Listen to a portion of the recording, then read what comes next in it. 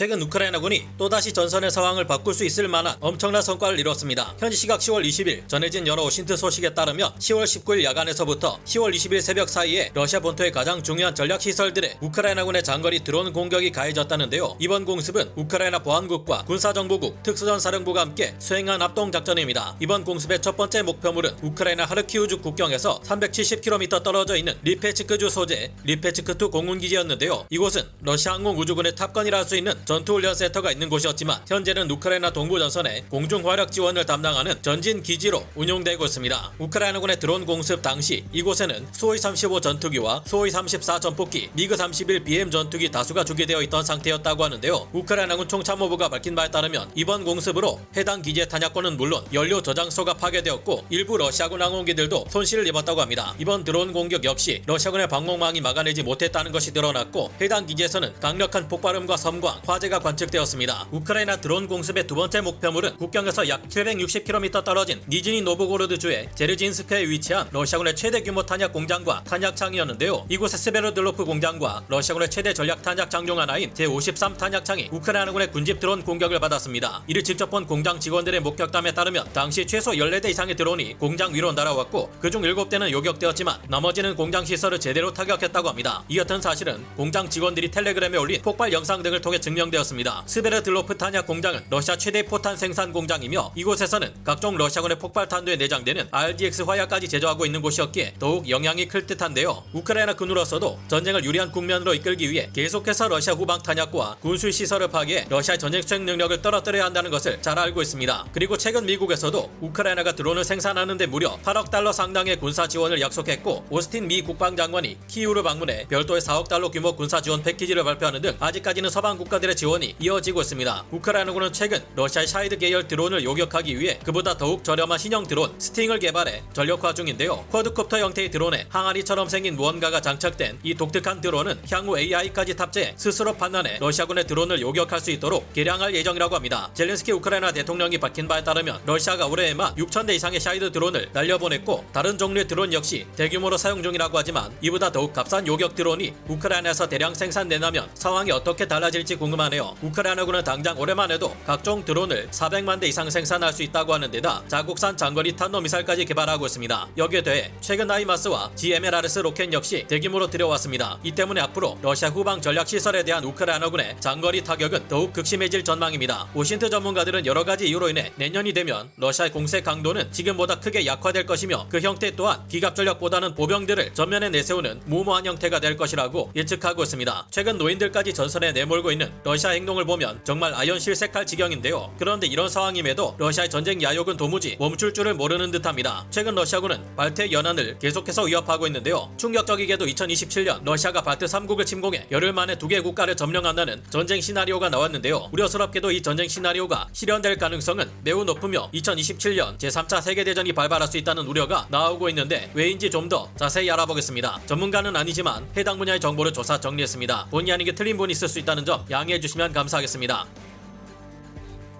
현지 시각 10월 20일 독일의 언론 매체인 빌트지가 보도한 바에 따르면 독일 당국은 러시아가 2027년 나토 회원국을 공격할 것으로 보고 있다는데요. 만약 발틱 3국에 대한 러시아의 공격이 실시될 경우 불과 열흘 만에 라트비아와 리투아니아가 점령될 수 있다는 경고를 내놓았습니다. 보도에 따르면 이 전쟁 시나리오는 독일군 내부 자료를 바탕으로 한 것이며 전 나토 최고사령관인 필립 브리드러브 장군의 자문을 받아 시뮬레이션을 실시한 결과 나온 것이라는데요. 시뮬레이션 내용은 다음과 같습니다. 러시아와 벨라루스, 칼리닌그라드 등 5개 방향에서 러시아의 공격은 동시 다발적으로 실시됩니다. 이렇게 될 경우 벨라루스와 국경을 마주하고 있는 리투아니아의 수도 빌리우스가 가장 먼저 점령당할 것으로 예상됩니다. 그 다음 작은 영토를 지닌 에스토니아의 방어선까지 순식간에 무너져 내린다는 결과가 나왔는데요. 이후 러시아군의 기동부대가 에스토니아 영토를 거쳐 라트비아 북부 국경을 우회해 라트비아의 수도 리가를 빠르게 점령할 가능성이 높은 것으로 밝혀졌습니다. 문제는 러시아의 공격을 받게 될 발틱 3국은 2027년쯤의 러시아군과 비교해도 화력에서 크게 열세이며 병력과 장비 역시 크게 부족하다는 것인데요. 문제가 하나 더 있는데 나토의 대응 대응이 러시아군의 공격 속도를 따라가지 못한다는 것입니다. 나토 원장 제5조에 따르면 나토 회원국 하나가 공격받을 경우 이는 전체 나토에 대한 공격으로 간주되어 집단으로 대응하게 되는데요. 그러나 시뮬레이션 결과에 따르면 나토에서는 러시아와 전쟁을 치르기 위한 의사결정이 지연되고 발틱 3국에는 러시아군과 전투를 치르기 위한 대규모 부대가 없어 이를 막기 어렵다고 합니다. 러시아가 나토 중에서도 가장 먼저 발틱 3국을 침공할 것으로 예상되는 데는 이유가 있습니다. 최근 러시아는 발트 연안에서 발틱 3국을 위협하고 있으며 이에 맞서 발틱 3국은 모두 러시아군을 봉쇄하려는 움직임을 보이고 있기 때문입니다. 물론 러시아는 군사력이 크게 약화된 상태입니다. 2027년은 엄청나게 전력을 증강시키고 있는 중국이 미국, 일본, 인도, 호주 등 여러 국가의 전쟁을 감수하고도 대만을 침공할 것으로 가장 많은 예상이 나오는 시기이며 여러가지 정황 증거로 볼 때 중국은 결코 시간이 자신들의 편이 아니라 생각하고 있습니다. 미국에서는 최근 무인기 사태로 상황이 급박해지고 있는 우리나라에서 머지않아 제2의 연평도 포격 사태가 일어나거나 북한군이 우리 해군 함정을 격침시키는 일이 벌어질 수도 있다는 경고를 내놓고 있는데요. 세계에서 가장 많은 핵무기를 보유한 러시아를 뒷배로 둔 북한의 자신감이 크게 올라가면 무슨 일을 벌일지 모르는 상황이라는 경고가 잇따르는 상황입니다. 사실 올해 10월 북한이 우리나라를 크게 위협할 수 있을 것이라는 예상은 올해 초에도 나온 바 있었고 중국이 대만을 침공할 때 북한에서는 주한미군이 중국군을 막으러 오지 못하도록 견제하기 위해 우리나라에 심각한 도발을 감행할 우려가 계속 제기되는 상황인데요. 현재 중동에서 저항의 축을 이끌며 이스라엘을 공격하고 있는 이란에서도 2027년 이스라엘을 향해 어떤 심각한 공격을 실시할지 알 수 없는 상황입니다. 이렇게 될 경우 전 세계 4개 지역에서 굉장히 심각한 전쟁이 벌어질 위험이 있습니다. 현재 가장 큰 규모의 전쟁이 진행 중인 우크라이나에서도 전쟁이 끝나지 않을 수도 있습니다. 현재 러시아의 전쟁 수행 능력은 중국, 북한, 이란 등의 도움이 없을 경우 유지될 수 없을 정도로 약화되기는 했지만 이미 전시 체제로 전환한 상태이고 전쟁이 끝난 후 이를 계속 유지할 경우 금세 러시아의 군사력은 빠르게 회복될 수 있다는 것이 우려되는 상황입니다. 점점 항모 전단의 가동률이 크게 떨어지고 핵무기의 현대화 역시 크게 밀려있는 미국이 이 모두에 대응할 수 있을지 의문의 상황이라 걱정입니다. 이럴 때일수록 우리 군도 더욱 강력한 군사 대비 태세를 갖춰야 할 것 같네요.